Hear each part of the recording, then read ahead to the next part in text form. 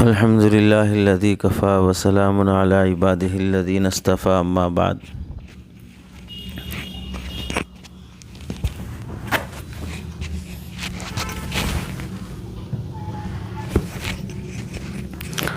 شعب الایمان اکیڈمی سے جڑے ہوئے حصول علم میں مشغول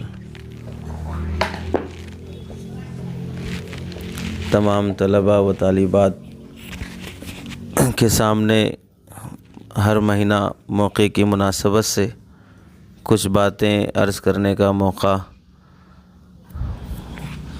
نظام العمل کے لحاظ سے مرتب کیا گیا ہے۔ یہ یاد دہانی، یہ تذکیر ہمارے لیے بہت نافع ثابت ہوتی ہے۔ آج آپ حضرات کے سامنے جس عنوان پر کچھ باتیں عرض کرنی ہیں اس کا خلاصہ 2 حصوں پر مشتمل ہے۔ پہلی بات یہ ہے کہ علم حاصل کرنے کے لیے بلکہ ایک اچھا انسان بن کے زندگی گزارنے کے لیے جن باتوں کی سب سے زیادہ ضرورت ہوتی ہے ان میں بہت اہمیت رکھتی ہے کہ ہر انسان چاہے مرد ہو یا عورت ہو ادب کا اہتمام کرے۔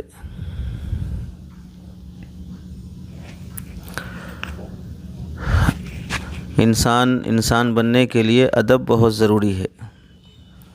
دوسرا جو عنوان ہے، علم حاصل کرنے والے طلباء و طالبات چاہے کسی بھی عمر کے ہوں، ان کے لیے ضروری ہے کہ زندگی میں رہبری کرنے کے لیے کوئی مشیر ہو، کوئی خیرخواہ ہو جسے پوچھ کر چلا جا سکے، جس کی سن کر ہم زندگی میں عمل کر سکیں۔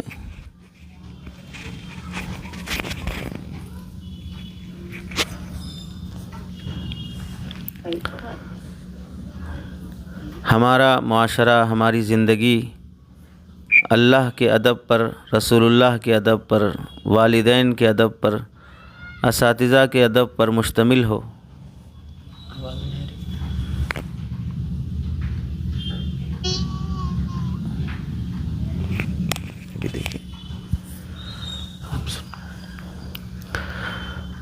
ہماری زندگیوں میں ادب ہوگا تو انسان بہت سنور جاتا ہے، بہت نکھر جاتا ہے۔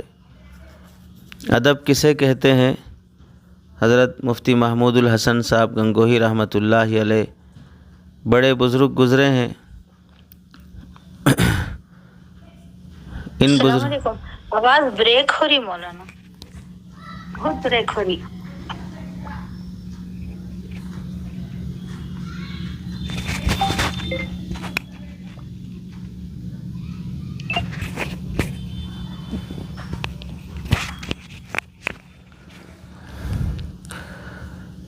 آج آپ حضرات کے سامنے جو بات عرض کرنی ہے 2 باتیں اس کا خلاصہ ہیں۔ ایک ہے ہماری سب کی زندگی ادب پر مشتمل ہو۔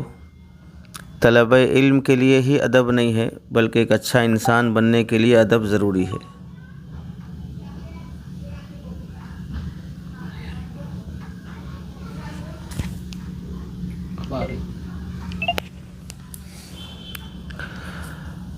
اور دوسری چیز ہے کہ ہماری زندگی میں کوئی خیرخواہ اور مشیر ہو جس کے مشورے سے ہم چلیں۔ زندگی بہت مختصر ہے، یہ وقت برباد نہ ہو، خواہشات اور غیر ضروری اور فضولیات میں زندگی گزر نہ جائے۔ ادب کسے کہتے ہیں؟ ایک کتاب ہے مدارج السالکین، اس میں لکھا ہے الادب هو الدین کلہ، دین پورا کا پورا ادب کا نام ہے۔ عربی زبان میں ادب کہتے ہیں اجتماع خصال الخیر فی العبد، بندے میں تمام اچھی عادتیں جمع ہو جانا، یہ ادب ہے۔ ہر ظاہری اور باطنی خوبی سے ہم آراستہ ہو جائیں۔ چنانچہ حضرت حسن بصری رحمۃ اللہ علیہ نے ادب کی تشریح کرتے ہوئے فرمایا التفقہ فی الدین والزہد فی الدنیا والمعرفۃ بامان اللہ، دین میں گہری سمجھ حاصل کر لینا، دنیا سے بے رغبتی اختیار کر لینا اور اللہ کے امان میں آ جانا، اللہ کے تحفظ میں آ جانا۔ والمعرفۃ بامان اللہ، اللہ کی امانت کو پہچان لینا کہ اللہ نے ہم پر کیا کیا احکامات رکھے ہیں، ان احکامات کو بجا لانا دراصل امانت کو ادا کرنا ہے۔ ایک بڑے بزرگ گزرے ہیں حضرت یحییٰ ابن معاذ رحمۃ اللہ علیہ، انہوں نے ادب کو سمجھاتے ہوئے فرمایا من تأدب بأدب اللہ صار من اہل محبت اللہ، جو اللہ کا ادب کرے گا ضرور اللہ تعالیٰ سے محبت کرنے والوں میں سے ہو جائے گا۔ یعنی ادب کی بنیاد محبت ہوتی ہے۔ بندہ جب کسی کا ادب کرتا ہے، جیسے شاگرد استاذ کا ادب کرے، اولاد والدین کا ادب کریں، تو مطلب یہ ہوتا ہے کہ ان کے دلوں میں اپنے اس اساتذہ کی محبت ہے، اپنے والدین کی محبت ہے۔ جن سے محبت نہیں ہوتی ہے وہ لوگ بڑے گستاخ ہوتے ہیں، بڑے بے ادب ہوتے ہیں، چونکہ انہیں اپنے بڑوں سے محبت نہیں ہوتی ہے۔ محبت کرنے والے، چنانچہ کہا گیا محبت خود سکھا دیتی ہے آداب محبت۔ کھانے کے بھی آداب اسلام نے سکھائے، کپڑے پہننے کے آداب سکھائے، گاڑی چلانے کے آداب سکھائے، راستہ چلنے کے آداب سکھائے، حتیٰ کہ واش روم میں قضائے حاجت کرنے کے آداب سکھائے، نہانے کے آداب سکھائے، سونے کے آداب سکھائے۔ تو اس سے معلوم ہوا کہ دین پورا کا پورا ادب کا نام ہے۔ ایک مسلمان صبح سے شام تک اسلام کی زندگی جینے کے لیے اسے ادب کی بہت ضرورت پڑتی ہے۔ اللہ کا نام لینے میں بھی ادب ہونا چاہیے۔ اللہ کا نام لینے میں ادب یہ ہے اللہ جل جلالہ، اللہ جل شانہ، یعنی اللہ کے نام کے ساتھ اس کی تعریف کا کوئی نہ کوئی لقب لیا جائے۔ دراصل محبت کا مسئلہ ایسا ہے، یوں سمجھیے اگر کوئی آدمی املی کا نام لیتا ہے تو ہلکا سا منہ میں پانی آ جاتا ہے، نیمو کا تذکرہ آتا ہے تو ہلکا سا منہ میں پانی آتا ہے، مزیدار کھانوں کا تذکرہ آتا ہے تو منہ میں پانی آ جاتا ہے۔ اللہ کا نام لیتے ہیں تو مزہ آنا چاہیے، یہ دراصل محبت کی علامت ہوتی ہے۔ اسی واسطے کتنے اللہ کے بندے ایسے گزرے ہیں جن کے سامنے اللہ کا نام، رسول اللہ کا نام آتا تو بڑے بے چین ہو جاتے۔ ایسے ہی جیسے کسی محبوب کے سامنے اس کی محبوبہ کا تذکرہ آ جائے، بچوں کے ماں باپ کے سامنے بچوں کا تذکرہ آ جائے اور بچے بہت عرصے سے ماں باپ سے دور ہوں تو جیسے ان کی یاد تڑپاتی ہے، ایسے ہی محبت کرنے والوں کو اپنے محبوب کی یاد تڑپاتی ہے۔ آپ دیکھیں انبیاء نے اللہ کا کیسے ادب کیا ہے۔ شیطان نے حضرت آدم اور حضرت حوا رضی اللہ تعالیٰ عنہا کو ورغلایا، حضرت آدم کو بہکایا، جنت سے نکلنے کا ذریعہ بنا، اور اس موقع پر اللہ کو کیا فرمایا؟ اللہ خود فرما رہے ہیں قرآن مجید میں فوسوس لہما الشیطان لیبدی لہما، شیطان نے وسوسہ ڈالا، شیطان نے بہکایا، انہیں جنت سے نکالنے کا ذریعہ شیطان بنا۔ ادب کی بات یہ ہے کہ حضرت آدم علیہ السلام نے جنت سے نکالنے کو شیطان کی طرف منسوب کیا، اللہ کی طرف منسوب نہیں کیا، اور اپنے غلطی کو بھی اپنی طرف منسوب کیا، اللہ کی طرف منسوب نہیں کیا۔ حالانکہ جنت سے نکالنے کا فیصلہ اللہ کا تھا، لیکن جنت سے نکالنے سے پہلے غلطی ہم سے ہوئی ہے، اس واسطے غلطی کو اپنی طرف منسوب کیا۔ اس سے بڑی مثال حضرت عیسیٰ علیہ السلام کی ہے۔ قرآن مجید میں اللہ تعالیٰ نے حضرت عیسیٰ علیہ السلام کا تذکرہ کرتے ہوئے فرمایا اذ قال اللہ یا عیسی ابن مریم انت قلت للناس اتخذونی و امی الہین من دون اللہ، یا عیسیٰ ابن مریم کیا تم نے لوگوں سے کہا کہ مجھے اور میری والدہ کو خدا بنا لو، اللہ کو چھوڑ دو؟ ایسی بات تم نے کہی ہے کہ کس وجہ سے لوگ تمہیں خدا بنا رہے ہیں؟ قال سبحانک ما یکون لی ان اقول ما لیس لی بحق، اللہ آپ کی ذات پاک ہے، میں ایسی بات کیسے کہہ سکتا ہوں جسے کہنے کا مجھے حق ہی نہیں ہے۔ ان کنت قلتہ فقد علمتہ، اگر میں نے ایسی بات کہی ہوگی تو آپ اچھی طرح جانتے ہیں۔ تعلم ما فی نفسی ولا اعلم ما فی نفسک، آپ میرے دل میں جو کچھ ہے وہ تو بہتر جانتے ہیں، لیکن آپ کے بارے میں کیا جان سکتا ہوں؟ انک انت علام الغیوب، آپ تو چھپی ہوئی باتوں سے بھی بہت واقف ہیں۔ تو یہاں پر حضرت عیسیٰ علیہ السلام نے صاف طریقے سے اللہ کی پاکی بیان فرمائی، اور اپنے والدہ حضرت مریم کے خدا بنائے جانے کے تذکرے کے سلسلے میں اپنی غلطی کا اقرار کیا کہ میں نے ایسی بات نہیں کہی، آپ اچھی طرح جانتے ہیں میں ایسی بات کیسے کہہ سکتا ہوں۔ حضرت خضر علیہ السلام کا قصہ ہمارے لیے مثال ہے۔ سورہ کہف کے درمیان میں اختتام سے قریب حضرت خضر علیہ السلام نے ایک کی کشتی توڑ دی اور ایک بچے کو مار دیا اور ایک گرتی دیوار کو اٹھا دیا۔ تو کشتی توڑ دینا اور بچے کو مار دینا یہ بظاہر دکھتا ہے کہ ظلم ہے، تو اس میں حضرت خضر علیہ السلام نے جو کچھ بھی کیا ہے اپنی مرضی سے نہیں کیا بلکہ اللہ کے حکم سے ہی کیا ہے۔ پھر بھی کیا فرمایا؟ فَأَرَدْتُ أَنْ أَعِيبَهَا، میں نے چاہا کہ اس کو عیبدار بنا دوں۔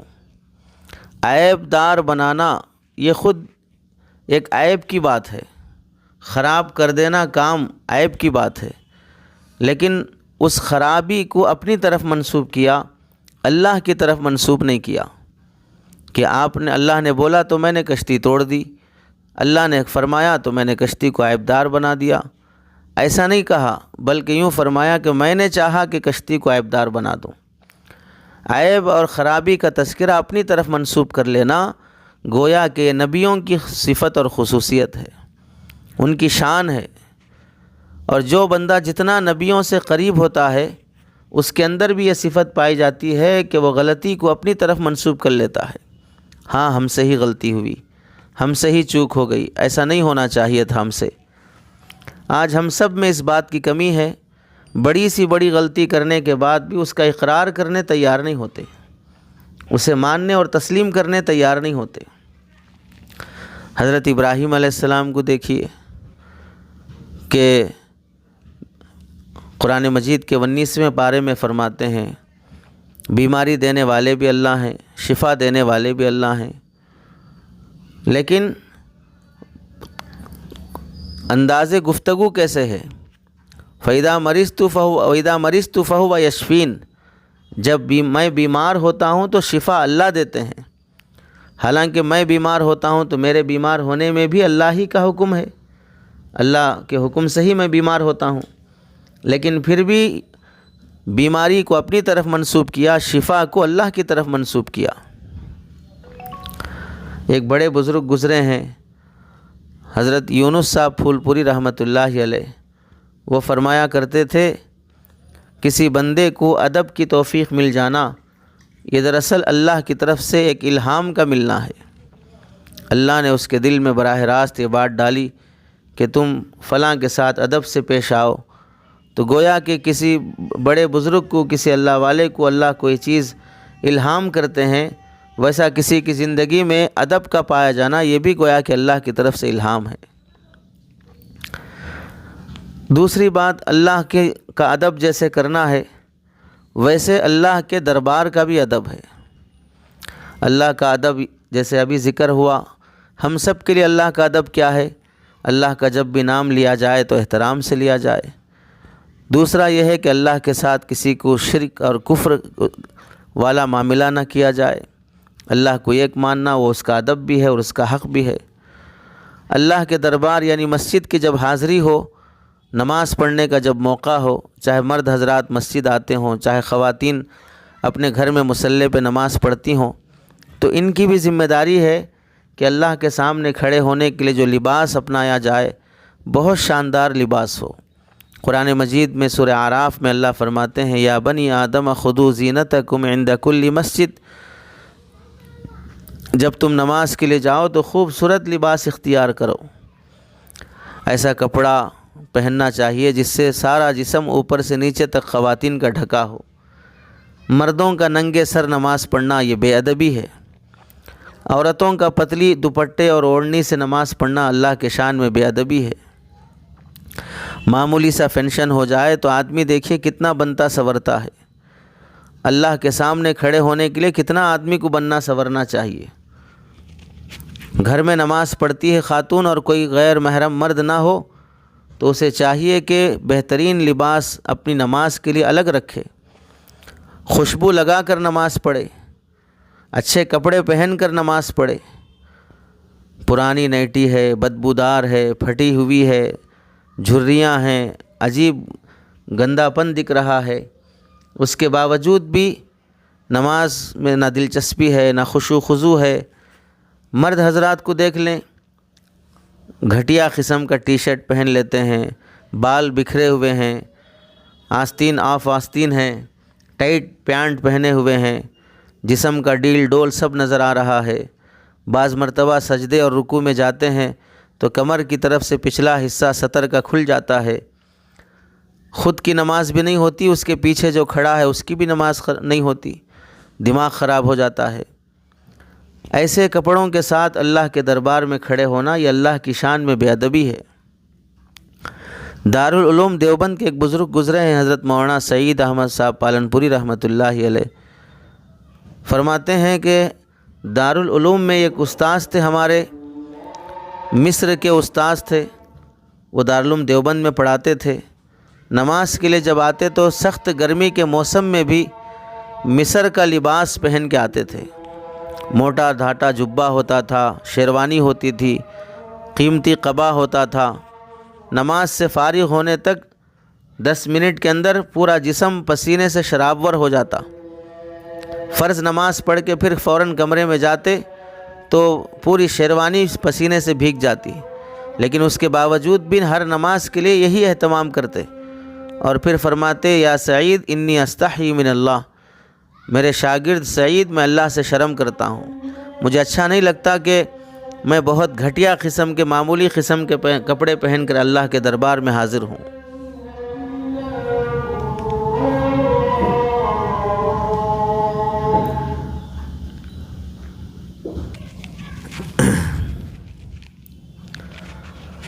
ہمارے شہر کے ایک بڑے بزرگ ہیں حضرت مولانا عبدالقوی صاحب دامت برکاتہم، ان کے استاذ ہیں، انتقال کر گئے، شہید ہیں، حضرت حافظ معظم شہید صاحب رحمۃ اللہ علیہ۔ ان کے متعلق لکھتے ہیں جب استاذ کی مسجد سعید آباد میں حاضری ہوتی تو ایسا محسوس ہوتا کہ واقعتاً ہم کسی احکم الحاکمین کے دربار میں حاضر ہو رہے ہوں۔ حضرت کے خود آنے کا، مسجد میں داخل ہونے کا انداز ایسا غلامانہ رہتا کہ صاف معلوم ہوتا کہ کوئی نافرمان غلام اپنے آقا کے پاس واپس لایا جا رہا ہو۔ مطلب یہ ہے کہ مسجد میں جاتے ہوئے اس بات کا احساس ہونا کہ میں اللہ کے دربار میں حاضر ہو رہا ہوں، دعا پڑھنے کا احساس ہونا، سیدھا پیر رکھ کے داخل ہونے کا احساس ہونا، دنیاوی باتیں کرتے ہوئے، ہنسی مذاق کرتے ہوئے، بالکل آوارہ قسم کے انسانیت سے ہٹ کر داخل ہونا، یہ اللہ کے گھر کی بے ادبی ہے۔ ان بزرگوں نے بڑا اہتمام فرمایا کہ اپنی مسجد میں یعنی اللہ کے گھر میں جب داخل ہوں تو آپس میں دنیا کی باتیں نہ کریں، بلند آواز سے باتیں نہ ہو، قرآن مجید کی تلاوت کے علاوہ کوئی حرکت نہ ہو۔ حتیٰ کہ حافظ معظم شہید رحمۃ اللہ علیہ کے یہاں معمول تھا کہ مسجد کے اندر پینٹ مارنے کی بھی اجازت نہیں دیتے، کیونکہ رنگ روغن کرنے سے اس کی جو بو آتی ہے پیاز لہسن کی بو کی طرح بدبودار محسوس ہوتی ہے، اور اللہ کے فرشتوں کو اس سے تکلیف ہوتی ہے۔ تو اللہ کے گھر کا ادب کرنا دراصل اللہ کی محبت ہے، اللہ کے ادب میں شامل ہے۔ انبیاء کا ادب دیکھیں، جب ہمیں تکلیف پہنچتی ہے، بخار آ گیا، طبیعت خراب ہو گئی یا کوئی اور پریشانی ہو گئی تو ہم اپنی کمزوریوں کو، بیماریوں کو اللہ کی طرف منسوب کرتے ہیں۔ کیا کر سکتے، اب اللہ کی مرضی ہے، کیا ہو سکتا، سب اللہ کے ہاتھ میں ہے، یہ بھی ہم شکایتاً کہتے ہیں۔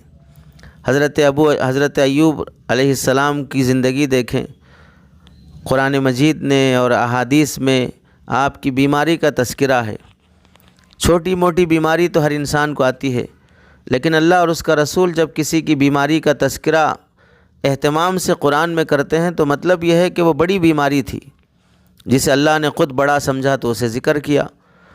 اس بیماری کو حضرت ایوب علیہ السلام کیسے ذکر کرتے ہیں اللہ کے سامنے؟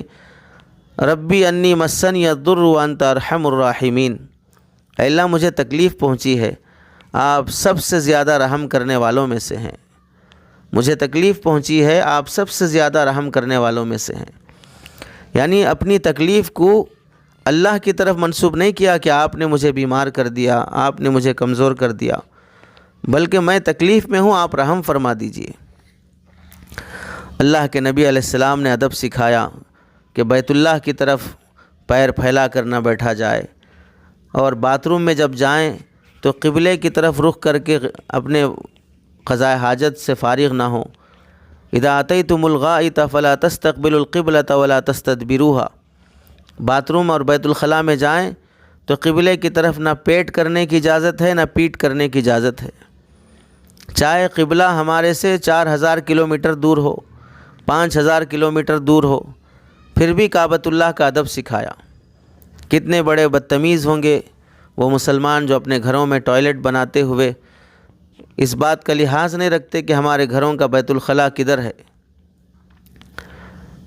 بڑوں کے سامنے جب حاضری ہو تو اس کا ادب سکھایا کہ جب اپنے سے بڑے والدین کے سامنے، استاذ کے سامنے حاضر ہوں تو نگاہیں ادھر ادھر دیکھتے رہنا، ادھر ادھر ہاتھ ہلاتے کھڑنا، بالکل پاگل پنے کی طرح، جیسے کوئی مجنون، دیوانہ، پاگل، مینٹل ہو گیا ہو، اس طرح سے کھڑے ہونا، یہ بڑوں کی بے ادبی ہے۔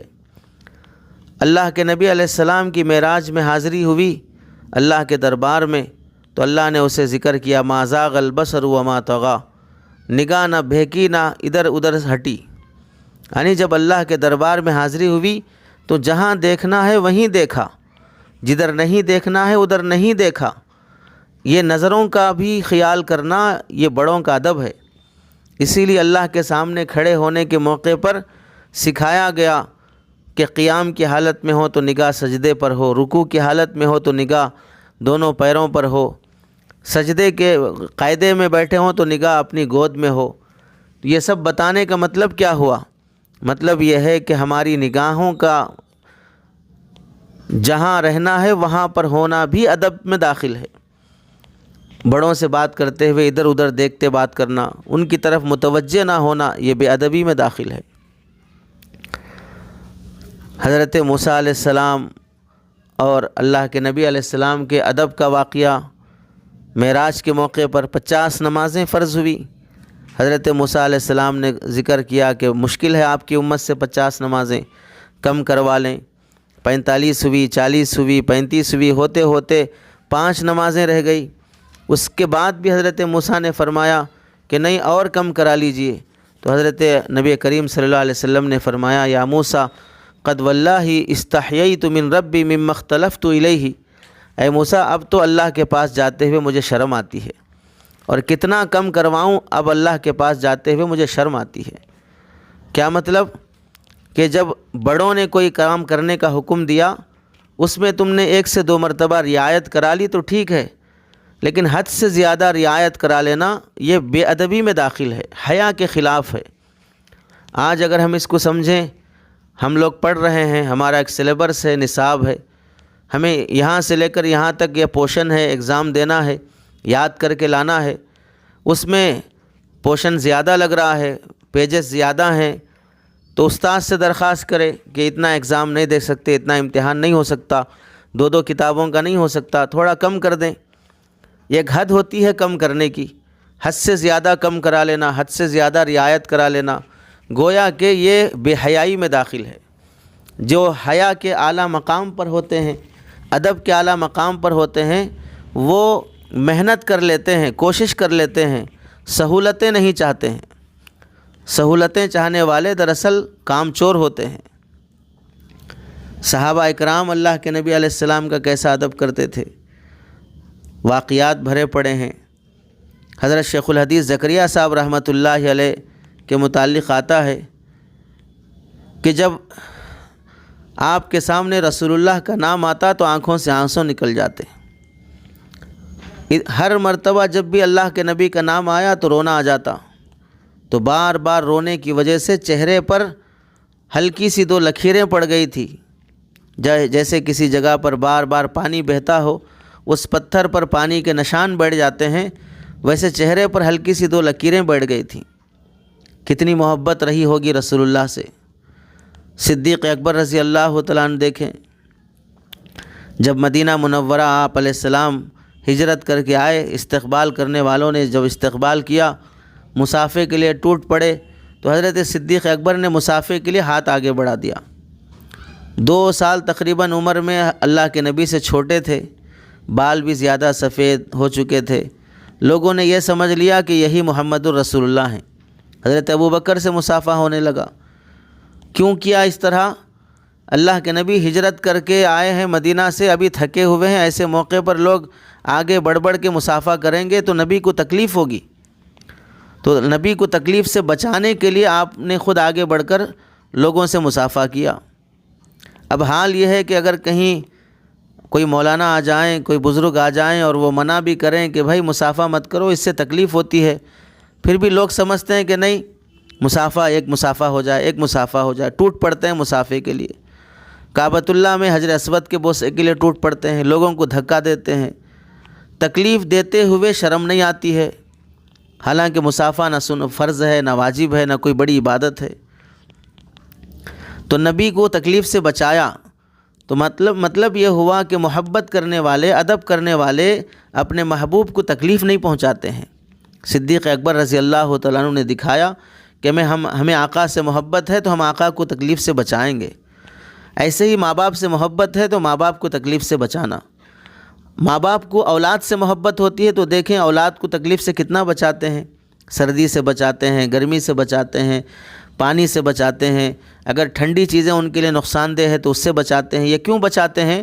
کیونکہ ماں باپ بچوں سے محبت کرتے ہیں، اور محبت کرنے والے اپنے محبوب کو تکلیف سے بچاتے ہیں۔ ایسے ہی اگر ہم سچے شاگرد ہیں، ہم سچی طالبہ ہیں، تو اپنے اساتذہ کو، پڑھانے والوں کو تکلیف سے بچانا یہ ہمارا فریضہ ہوتا ہے۔ اور جب آگے چلنے لگے، دھوپ نکل گئی، تو حضرت ابوبکر رضی اللہ تعالیٰ نے کپڑا پکڑ کر اللہ کے نبی علیہ السلام کو خادم کی طرح رومال سے، دھوپ سے اپنے نبی کو بچایا۔ تب لوگوں نے سمجھا کہ ارے محمد تو یہ ہیں، ہم نے ان سے مصافحہ کیا۔ مطلب کیا ہوا؟ وہاں مصافحے میں تکلیف تھی تو اس سے بچایا، یہاں دھوپ سے تکلیف تھی تو یہاں اس سے بچایا۔ تو جس سے محبت ہوتی ہے، جس کا ادب ہوتا ہے، اسے تکلیف سے بچایا جاتا ہے۔ نبی علیہ السلام کے سامنے کھڑے ہونے کا ادب سکھایا گیا، نبی کے سامنے زور سے بات کرنے سے منع کیا گیا، نبی سے آگے چل کر، نبی سے پہلے بیٹھنے سے منع کیا گیا۔ یا ایھا الذین آمنوا لا تقدموا بین یدی اللہ ورسولہ۔ یہی سارے آداب ہمیں اپنی زندگی میں اپنانے چاہیے۔ حدیث کی کتاب پڑھ رہے ہیں، قرآن، ترجمہ قرآن پڑھ رہے ہیں، یا دین کی کوئی کتاب پڑھ رہے ہیں، تو ادب کا لحاظ ہونا چاہیے، باوضو پڑھنے کا اہتمام ہونا چاہیے۔ والدین کا ادب سکھایا شریعت نے، اپنے والدین کے ساتھ ہمیں کیسے رہنا چاہیے۔ کالج میں پڑھنے والے لڑکے لڑکیاں، آفس میں کام کرنے والے، اللہ نے کوئی بڑا مقام دے دیا، کوئی عہدہ مل گیا، تو دیکھ لیں کچھ پیسے کما لیے، کچھ ڈگریاں حاصل کر لیے، ماں باپ سے بات کرنے کا انداز کیسے ہوتا ہے، ماں باپ پر چلانے اور چیخنے کا انداز کیسے ہوتا ہے۔ اپنے والد کا نام ہمیشہ احترام سے لینا چاہیے، والدہ کا نام ہمیشہ احترام سے لینا چاہیے۔ کوشش یہ کرنی چاہیے کہ اپنی آواز والدین کی آواز سے اونچی نہ ہو۔ شریف بیٹے اور شریف بیٹیاں، خاندانی بیٹے اور خاندانی بیٹیاں جو عزت دار گھرانے سے ہوتی ہوں، وہ ایسے نہیں ہوتے کہ ان کی زبانیں، ان کے رنگ ڈھنگ، ان کی چال چلن سے ایسا معلوم ہو کہ یہ بیٹا ہے کہ یا باپ کا بھی باپ بن گیا ہے۔ والدین کا ادب یہ بھی ہے کہ جب ان کو ضرورت ہو تو ان کی ضرورت میں آگے بڑھا جائے، دوائی پیش کرنا ہو، ماں باپ کی منشا سمجھنا ہو، چھوٹی بڑی چیزوں میں ان کی قدر کرنا ہو۔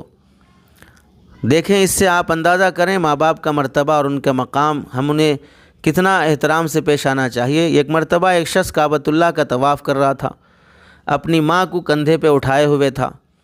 طواف کرتے ہوئے وہ یہ بول رہا تھا، انی لہا ضعیفہا المدلل رکابہا، کہ میں اس کے لیے، وہ میرے لیے کافی کمزور ہو چکی ہے، میں اس کے لیے سواری بن چکی ہوں۔ یعنی میں اپنی ماں کی اتنی خدمت کر رہا ہوں کہ میں اپنی ماں کے لیے سواری بن چکا ہوں، وہ مجھ پر سوار ہیں اور میں ایک گاڑی اور ایک جیسے بائک ہوتی ہے ویسے ان کو اٹھا کے لے کے چل رہا ہوں۔ تو کیا میں نے اپنی ماں کی کوئی خدمت کا حق ادا کیا؟ حضرت ابن عمر رضی اللہ تعالیٰ نے فرمایا، تمہاری ماں دنیا میں تمہارے آنے کے وقت، ڈلیوری کے وقت، درد ذہ کے وقت جو تکلیف ہوئی تھی اور جو انہوں نے آہ کہی تھی، جو والدہ کے منہ سے ڈلیوری کے موقع پر چیخ نکلتی ہے، آواز نکلتی ہے، تم نے اس کا بھی حق ادا نہیں کیا۔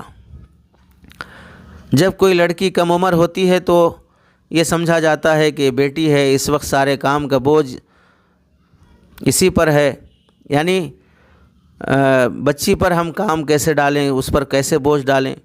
پڑھنا رہتا ہے، کالج کا ہوم ورک رہتا ہے، مدرسہ بھی پڑھ رہی ہے، کالج بھی پڑھ رہی ہے، جاب بھی کر رہی ہے، اور وہ بھی سمجھتی ہیں کہ میں ڈبل کام کر رہی ہوں، ہوم ورک کا بوجھ ہے، فلاں بوجھ ہے۔ تو اس وجہ سے ماں باپ دیکھیں 3 وقت گرم کھانا کھلاتے ہیں۔ بیٹی تیار ہو گئی، ٹائم کم ہے، تو مائیں اپنی صبح کی سخت سردی میں مشقت برداشت کرتے ہوئے روزانہ گرم ناشتہ بناتے ہیں، اپنے ہاتھوں سے اپنے بچوں کو کھلاتے ہیں۔ بچہ آدھا پیٹ کھایا، پورا پیٹ نہیں کھایا، 2 ہی نوالے کم پڑ گئے، حتیٰ کہ تیار کر کے جوتے پہنا کے دروازے تک جانے تک بھی ماں نوالا کھلانے کی کوشش کرتی ہے کہ میرا بچہ یا میری بیٹی بھوکی نہ جائے۔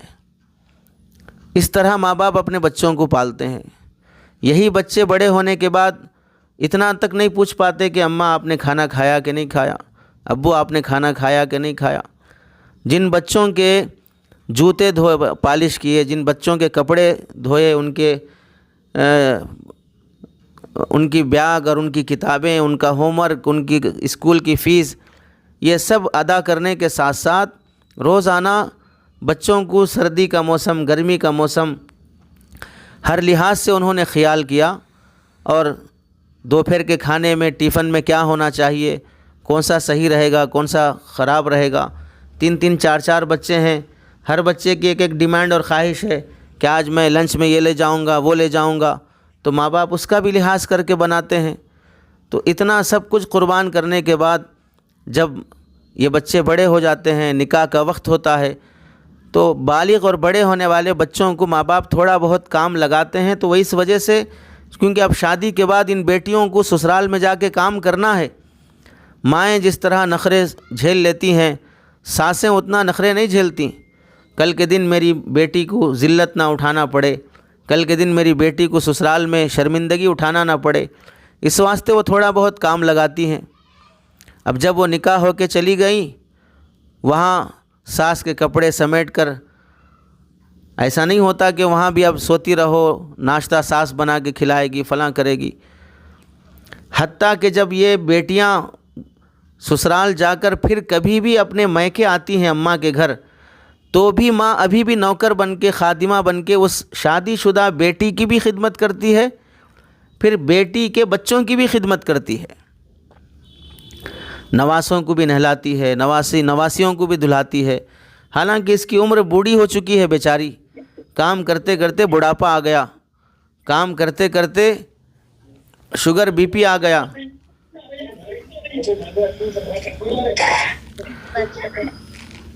کمر میں درد آ گیا، اس کے باوجود بھی اپنے بیٹیوں کی خدمت سے، بیٹیوں کی خدمت سے باز نہیں آتی ہیں۔ ہمیں سمجھنا چاہیے کہ ہم بچپن میں بھی ماں باپ کی خدمت سے محروم رہے، جوانی میں بھی ماں باپ کی خدمت سے محروم رہے۔ کتنی بڑی بدنصیبی ہے کہ مائیں بیچاری، کیا ہماری خدمت پر انہیں کوئی تنخواہ ملتی ہے؟ اتنی خدمت کرنے کے بعد انہیں ناراضگی کا حق نہیں ہوتا ہے؟ ایک آواز دے دیں، پکار دیں، تھوڑا ڈانٹ دیں، تنبیہ کر دیں تو بیٹیاں منہ پھگا لیتی ہیں، ماؤں کے ساتھ منہ چڑھا کر بات کرتی ہیں، گھر میں کام کرنے والی نوکرانیوں کے سامنے دم مارنے کی ہمت نہیں ہوتی جتنا ماؤں کے سامنے بیٹیاں نخرے دکھاتی ہیں۔ کام کرنے والی نوکرانی کے سامنے ناراضگی ظاہر کرو، دوسرے دن سے چھٹی کر لے گی۔ ماں کبھی چھٹی کی ہے بیٹی کی خدمت سے، اولاد کی خدمت سے، کہ آج میرے بچے مجھ سے جواب دے دیے، ناراض ہو گئے، اس لیے میں کھانا نہیں پکاؤں گی، انہیں کھانا نہیں کھلاؤں گی۔ نوکرانیاں آنا بند کر دیتی ہیں، اگر اونر انہیں ڈانٹ دے تنبیہ کر دے۔ گھر میں برتن کتنے پڑے رہتے ہیں، کپڑے کتنے پڑے رہتے ہیں۔ اس واسطے ماؤں کا ادب اللہ نے جو واجب رکھا ہے، اسی وجہ سے کہ ان کی خدمتوں کا ہم صلہ نہیں دے سکتے۔ جتنا ماؤں نے، ماں باپ نے ہمیں محبت سے کھلایا، اپنے خون پسینے کی کمائی کو ہم پر لٹایا، اس کا ہم شکر ادا نہیں کر سکتے۔ اس کے باوجود بھی بعض مرتبہ اولاد یہ کہہ دیتی ہے کہ آپ نے ہمارے لیے کیا چھوڑا، کیا اٹھا کے رکھا، کیا کمائے ہمارے باپ ہمارے لیے، کون سی پراپرٹی ہے۔ بدترین گھرانہ ہوتا ہے ایسا جہاں پر ماں باپ کی خدمات کو اور ان کے خوبیوں کو بھلا دیا جائے، ان کی قربانیوں کو بھلا دیا جائے۔ علماء نے لکھا ہے، جو اپنے ماں باپ کی طرف غصے اور نافرمانی سے دیکھتا ہے، اس پر اللہ کا غضب نازل ہوتا ہے۔ تمہیں کیا حق بنتا ہے کہ اپنے ماں باپ کو تم غصے سے دیکھو۔ حضرت ابن عباس رضی اللہ تعالیٰ عنہما سے ایک آدمی نے سوال کیا، میں نے بہت اپنے ماں باپ کی خدمت کی، نہلایا دھلایا، ماں کی ساری خدمت کی، کیا میں نے اپنی ماں کا حق ادا کر دیا؟ حضرت ابن عباس رضی اللہ تعالیٰ عنہما نے فرمایا، نہیں، بالکل ادا نہیں ہوا۔ اس نے کہا، اس نے بھی نہلایا تھا، میں نے بھی نہلایا، ماں نے بھی مجھے بچپن میں کھلایا، میں نے بڑھاپے میں اسے کھلایا، ماں نے بچپن میں مجھ پر خرچ کیا، میں نے بڑھاپے میں اس پہ خرچ کیا، تو سارا معاملہ حساب کتاب برابر ہو گیا نا پھر۔ تو آپ یہ کیوں کہہ رہے ہیں کہ نہیں، ماں کا حق ادا نہیں ہوا، باپ کا حق ادا نہیں ہوا؟ تو حضرت ابن عباس رضی اللہ تعالیٰ عنہما نے عجیب بات فرمائی۔ کیا فرمایا؟ ماں باپ جب تمہاری خدمت کرتے ہیں تو تمہاری زندگی کی امید رکھتے ہیں، وہ تمنا کرتے ہیں، وہ دعا کرتے ہیں، اللہ میرے بچے کو صحت دے، لمبی عمر دے، اسے ہمیشہ کی خوشی کی زندگی دے۔ یہ لمبی امیدوں کے ساتھ وہ تمہاری خدمت کرتے ہیں۔ اور جب بچے ماں باپ کی خدمت کرتے ہیں تو موت کا انتظار کرتے ہوئے خدمت کرتے ہیں۔ یہ سوچتے ہیں کتنے دن کے مہمان ہیں بیچارے، 4 سال 10 سال 15 سال 20 سال جئیں گے پھر چلے جائیں گے، اب جتنے دن ہیں اتنے دن خدمت کر لو، کیا جانے کا ہے، ایسا سوچ کر خدمت کرتے ہیں۔ یہ تمہاری سوچ کا جو فرق ہے، ماں باپ تمہاری زندگی کی دعائیں مانگتے ہوئے خدمت کرتے ہیں اور تم ان کی موت کا انتظار کرتے ہوئے خدمت کرتے ہو، جس کی وجہ سے تم ساری زندگی بھی ماں باپ کی خدمت کر لو، پھر بھی تمہارا ماں باپ کا حق ادا نہیں ہو سکتا۔ امام ابو حنیفہ رحمۃ اللہ علیہ کو دیکھیں، امام ابو حنیفہ بڑے عالم دین ہیں، مسلک کے بانی ہیں۔ ماں کہتی کہ بیٹا مجھے فلاں مولانا کے پاس لے جاؤ، مسئلہ معلوم کرنا ہے۔ امام ابو حنیفہ انہیں لے جاتے، اپنے زمانے کے خود بڑے عالم ہیں، دوسرے مولانا کے پاس لے جاتے، وہاں مولانا سے مسئلہ پوچھتے، وہ مولانا خود امام ابو حنیفہ سے مسئلہ پوچھ کر بتاتے، لیکن چونکہ ماں کو ان عالم پر اعتماد تھا، اس واسطے ماں کے حکم پر وہاں لے جاتے اور ان سے مسئلہ معلوم کرا کر ان سے سنواتے۔ کہنا یہ ہے کہ ہم عالم بن جائیں، جیسے آپ عالمہ بن رہی ہیں، بہت سے لوگ عالم بن رہے ہیں، تو عالم بن جانے کا مطلب یہ نہیں ہے کہ اب ماں باپ سے بھی بڑے ہو گئے۔ بیٹا بہر صورت بیٹا ہے، چاہے وہ بڑا مفتی ہی کیوں نہ ہو، بڑا قاری اور حافظ ہی کیوں نہ ہو، بڑا شیخ الحدیث ہی کیوں نہ ہو، پھر بھی بڑے سے بڑے اولیاء کی جنت بھی ان کے ماؤں کے پیروں میں ہے۔ اپنی ڈگریاں کچرا کنڈی میں ڈال کر ماں باپ کے سامنے بیٹا بن کر ہی آؤ، ماں باپ کے سامنے بیٹی بن کر ہی آؤ، ماں باپ کے سامنے فرعون بن کے مت آؤ۔ اسی طرح ادب میں اساتذہ کا بھی ادب، ماں باپ کا جو درجہ ہے قرآن حدیث کی روشنی سے وہ مقدم ہے اساتذہ کے درجے پر، پھر اس کے بعد شیخ کا درجہ ہے۔ استاذ وہ ہے جو پتھر کو تراش کر خوبصورت مورت بنا دیتا ہے۔ پتہ نہیں ہماری زبان چلتی نہیں تھی، کتنے صبر سے ہمارے اساتذہ نے ہمیں پڑھایا اور پڑھا رہے ہیں، ہمارے کتنے نخرے برداشت کر رہے ہیں۔ روزانہ کلاس میں دیکھ لیں، کوئی ہوم ورک کر کے نہیں آئے، کوئی سبق یاد کر کے نہیں آئے، کوئی فلاں سبجیکٹ کمپلیٹ کر کے نہیں آئے، پھر بھی تھوڑا بہت تنبیہ کرتے ہیں، ڈانٹتے ہیں، لیکن آگے لے کے چلتے ہیں۔ ایسا سوچنا کہ کوئی استاذ ہمیں پڑھا رہا ہے یا ڈانٹ رہا ہے یا تنبیہ کر رہا ہے تو وہ ہم پر اپنا رعب جمانا چاہ رہے ہیں، وہ میرے سے کیا حیثیت رکھتے ہیں، میں ان سے عمر میں بڑا ہوں یا میں ان سے عمر میں بڑی ہوں، عہدے اور مقام میں بڑا ہوں، وہ ابھی بچے ہیں، شادی نہیں ہوئی ہے، میری شادی ہو کے 4 بچے ہو چکے ہیں، تو یہاں پڑھنے کے لیے آئے ہو یا کمپٹیشن کرنے کے لیے آئے ہو؟ بچے زیادہ ہو چکے ہیں تو دیکھو تمہارے گلی کے کتوں کے بھی بچے زیادہ ہوتے ہیں، تو کتے سے کمپٹیشن کر لیتے۔ عمر میں اگر کمپٹیشن کرنا ہے تو یوگی مودی تم سے بڑی عمر والا ہے، اس سے کمپٹیشن کر لو، ان کے پیر دھو کے پانی پی لو۔ یہ سوچنا کہ میری عمر زیادہ ہے، ان کی عمر کم ہے، کبھی ایسا دماغ میں آیا کسی ڈاکٹر کے پاس جا کر علاج کراتے ہوئے کہ میں 50 سال کا ہوں، ڈاکٹر 40 سال کی عمر کا ہے، اس کے پاس کیا جاؤں گا؟ ہاں، ہمارے گلی کے بازو ایک حجام رہتا ہے، اس کی عمر مجھ سے بڑی ہے، حجام کے پاس جا کے کرا لوں گا، کیونکہ عمر اس کی بڑی ہے۔ بیمار جب ہوتے ہو تو عمر کا فرق نہیں دیکھتے۔ آپ دیکھ لیں عدالتوں میں جا کر، وہاں بعض مرتبہ 50 سال کا وکیل ہوتا ہے اور 40 سال کا جج ہوتا ہے، وہ پڑھا ہے، ڈگری حاصل کیا ہے۔ پولیس میں جا کے دیکھ لو، IPS آفیسر، وہ 40 سال کی عمر میں IPS آفیسر بنا ہے، اس سے بڑا 60 سال کی 55 سال کی عمر کا اس کے نیچے SI بنا ہوا ہے۔ ڈگری کی قدر کی جاتی ہے، علم کی قدر کی جاتی ہے۔ جہاں ادھر آئے دینی تعلیم میں علماء کے پاس اپنی عمر کا تقابل کرنے لگ گئے، میری عمر بڑی ہے، ان کی عمر چھوٹی ہے۔ رشتہ دینا ہے کیا؟ استاذ کو اپنا داماد بنانا ہے کیا، یا بہن بھی بنانا ہے عمر کا تقابل کرنے کے لیے؟ یہ بڑی بدتمیزی کی بات ہے کہ اپنے اساتذہ کے ساتھ بے ادبی سے پیش آنا، دولت کا تقابل کرنا۔ میرا پڑھانے والا غریب ہے، میں مالدار ہوں، میرا پڑھانے والا استاذ کم عمر ہے، میں بڑی عمر کا ہوں، میرا پڑھانے والا استاذ گاؤں دیہات کا ہے، میں شہر کا ہوں۔ یہ سب چیزیں دیکھنے والے گھٹیا سوچ والے ہوتے ہیں، گھٹیا ذات والے ہوتے ہیں۔ اللہ نے مقام اور مرتبہ علم کی بنیاد پر دیا ہے، اور پڑھنے والے یہ سوچنا کیا فری میں پڑھا رہے ہیں، میں فیس نہیں دیتا ہوں، فیس نہیں دیتی ہوں۔ ہمارے آوارہ خواہشوں پر جو پیسے لوٹتے ہیں اس کا 10% بھی نہیں ہے جو ہم دین پر خرچ کر رہے ہیں۔ ہمارے ہوٹلوں پہ جو خرچ ہو رہے ہیں، ہمارے میک اپ پہ جو خرچ ہو رہے ہیں، ہماری فنکشنوں اور شادیوں پہ جو خرچ ہو رہے ہیں، ہمارے جوتوں اور چپلوں پہ جو خرچ ہو رہے ہیں، اس کا 10% بھی نہیں ہم جو دین کے لیے خرچ کر رہے ہیں۔ اور یہ بھی یاد رکھا جائے، علم کا بدل ساری دنیا نہیں ہو سکتی، میرے 500,000 کیا علم کا بدل ہو جائیں گے؟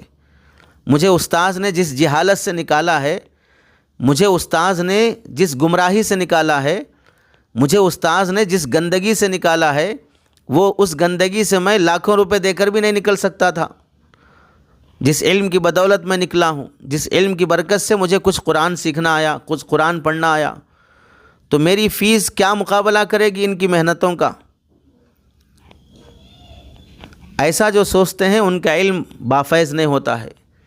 ایسی سوچ سے پڑھنے والوں سے عمل کی توفیق نہیں ملتی ہے، ہمیشہ وہ کیڑے نکالتے ہوئے ہی مر جاتے ہیں، عمل سے خالی رہ کر ہی دنیا سے چلے جاتے ہیں۔ استاذ پڑھانے کے ساتھ ساتھ پڑھنے والے شاگردوں کے لیے کتنی دعائیں کر رہا ہے، کامیابی کے لیے کتنی کوششیں اور ترقی کی کتنی اسباب وہ سوچ رہا ہے۔ آپ دیکھیں صحابہ کی زندگی سے حضرت زید بن ثابت رضی اللہ تعالیٰ عنہ بڑے علماء میں سے ہیں، جانے لگے۔ اللہ کے رسول صلی اللہ علیہ وسلم کے چچا زاد بھائی حضرت ابن عباس رضی اللہ تعالیٰ عنہما نے ان کے گھوڑے کی لگام پکڑ کر ان کو رخصت کیا۔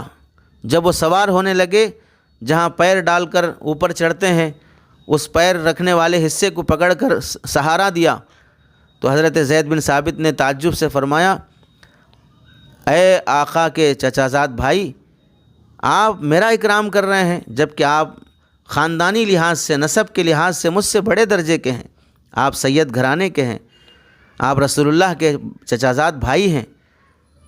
حضرت ابن عباس رضی اللہ تعالیٰ عنہما نے کیا فرمایا؟ نہیں، آپ عالم دین ہیں، ہم چاہے رسول اللہ کے خاندان کے ہوں، ہمیں حکم ہے اپنے علماء کا اکرام کرنے کا، احترام کرنے کا، یہ سکھایا گیا ہے۔ وہ تو حضرت زید بن ثابت استاذ نہیں تھے حضرت ابن عباس کے، ہم اثر تھے، بس ہم عمر تھے۔ نسب اور خاندان کے لحاظ سے تو حضرت ابن عباس کا مقام بڑا تھا، علم کے لحاظ سے بھی ان کا مقام بڑا ہے، پھر بھی چونکہ دونوں عالم دین ہیں، ایک عالم دوسرے عالم کا احترام کر رہا ہے۔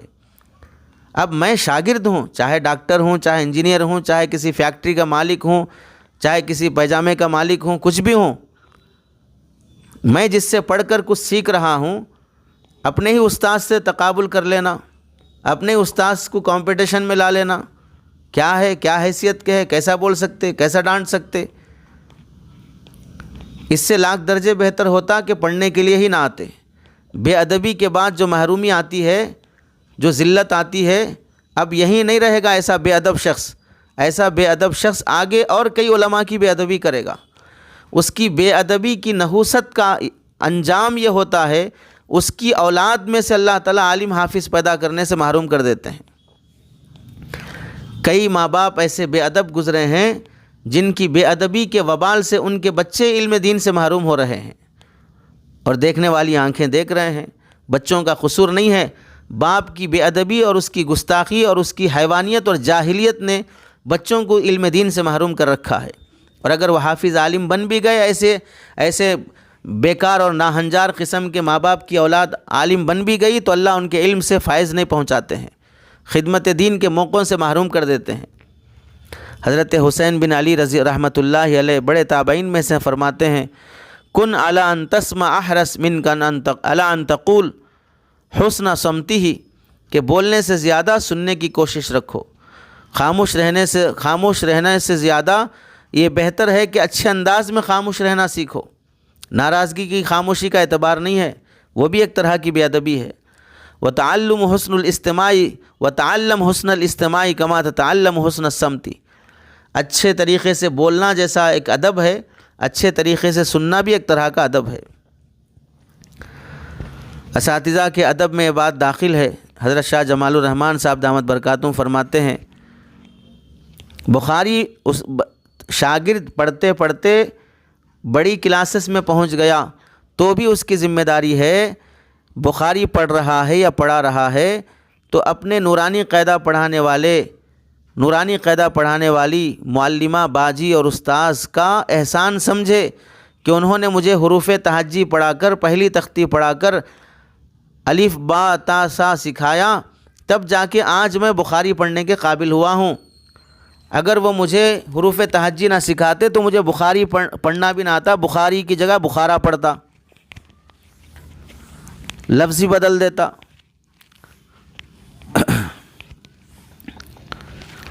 اور حضرت تھانوی رحمۃ اللہ علیہ فرماتے ہیں، بعض طلباء کی عادت یہ ہوتی ہے کہ جو استاذ معروف ہوتا ہے، مشہور ہوتا ہے، طلباء اور طالبات ایسے ہی اساتذہ کے ادب کرتے ہیں، اور جو معروف نہیں ہوتا، مشہور نہیں ہوتا، اس کا ادب نہیں کرتے۔ حالانکہ ادب کا تعلق استاذ ہونے سے ہے، مشہور اور غیر مشہور ہونے سے نہیں ہے۔ استاذ چاہے مشہور ہو یا مشہور نہ ہو، استاذ کے اندر دوسری صلاحیتیں ہوں یا نہ ہوں، بہر صورت میرا استاذ ہے، اس لحاظ سے اس کا ادب کرنا چاہیے۔ حضرت غلام محمد وستانوی صاحب رحمۃ اللہ علیہ ملک کے بڑے عالم ہیں، قریب میں جن کا انتقال ہوا ہے۔ 113 مدرسے ان کے تھے، ہیں ابھی بھی، سینکڑوں کی تعداد میں ان کے اسکول ہیں، 3 میڈیکل کالج ہیں، ہزاروں مسجدوں کی تعمیر ہے۔ پتہ نہیں اللہ نے کیسے کیسے ان سے خدمات لی ہیں۔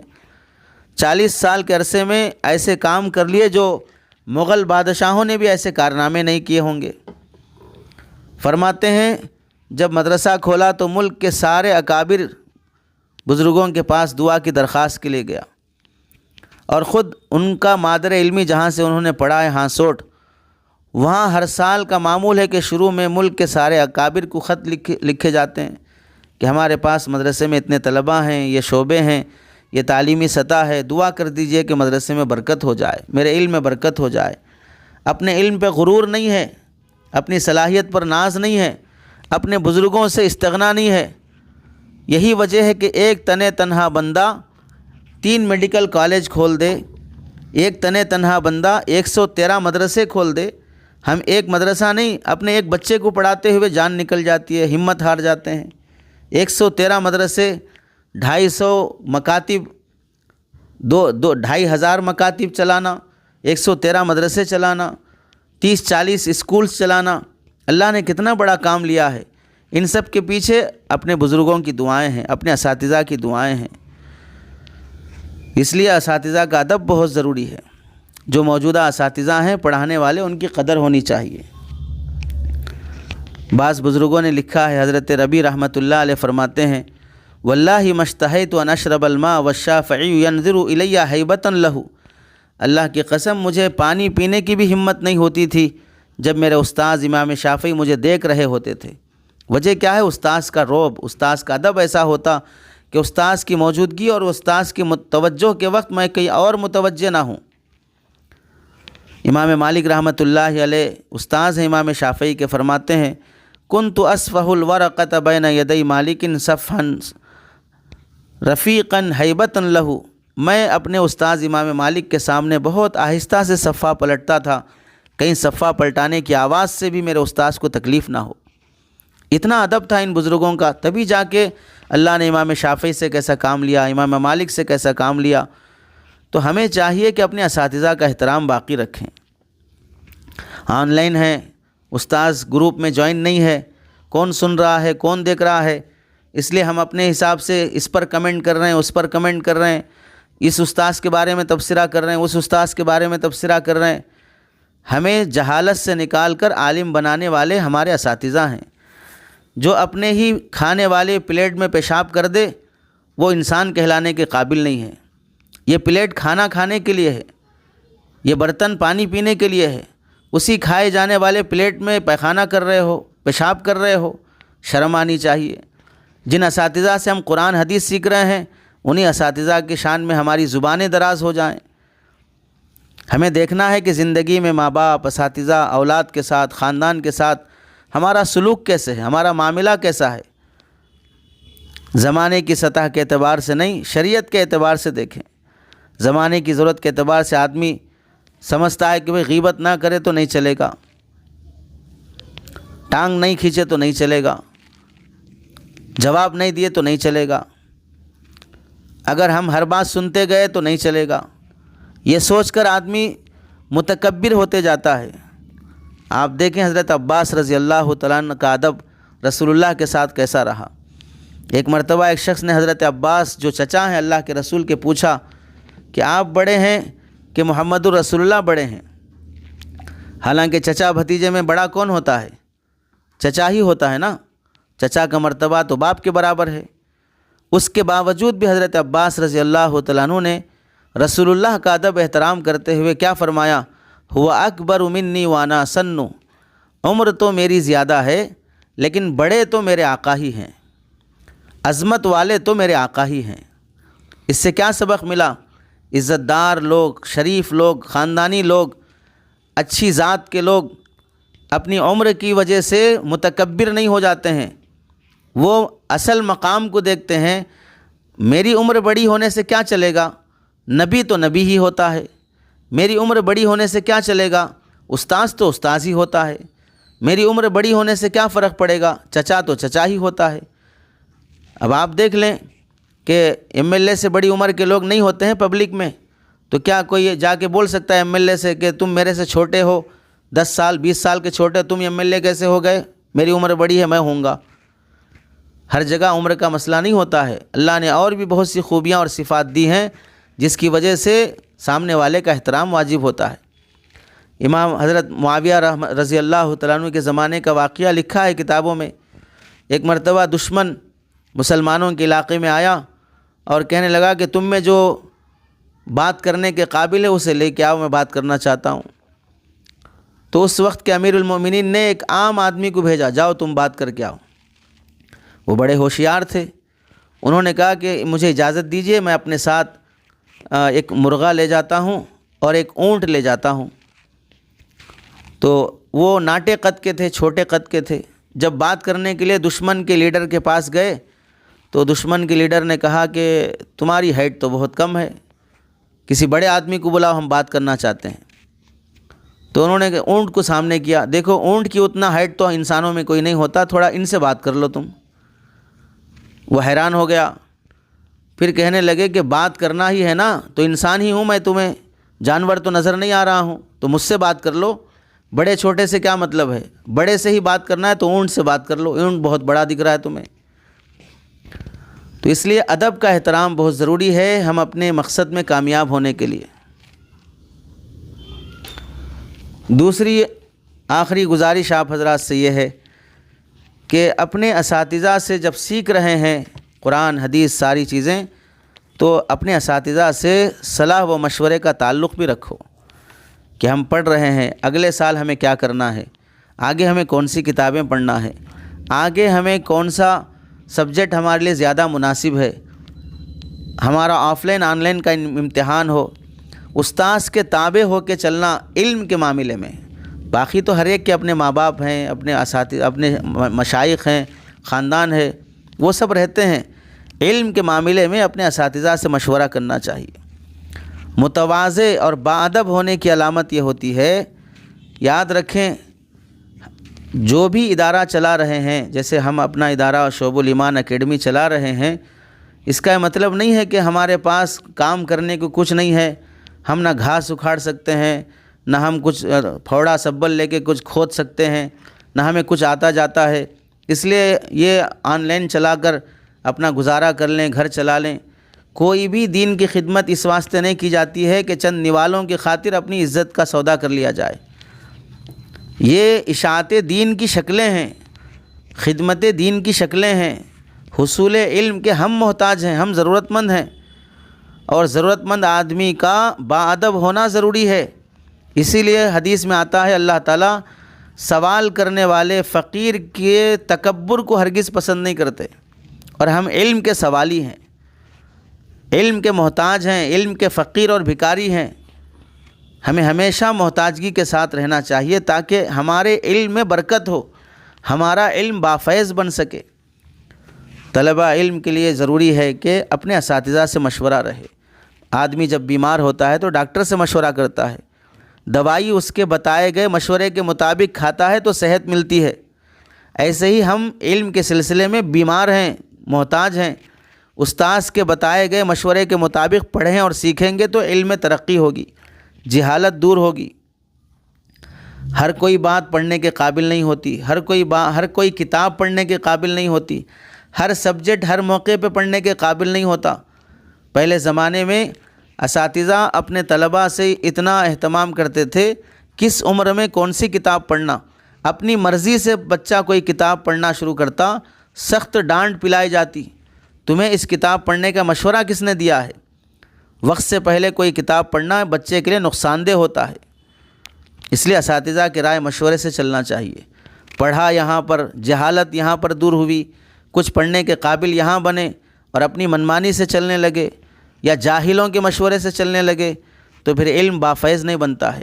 یہ بھی اساتذہ کے حقوق اور آداب میں سے ہے کہ اساتذہ سے رابطہ رکھ کر مشورہ کر کے چلتے رہنا.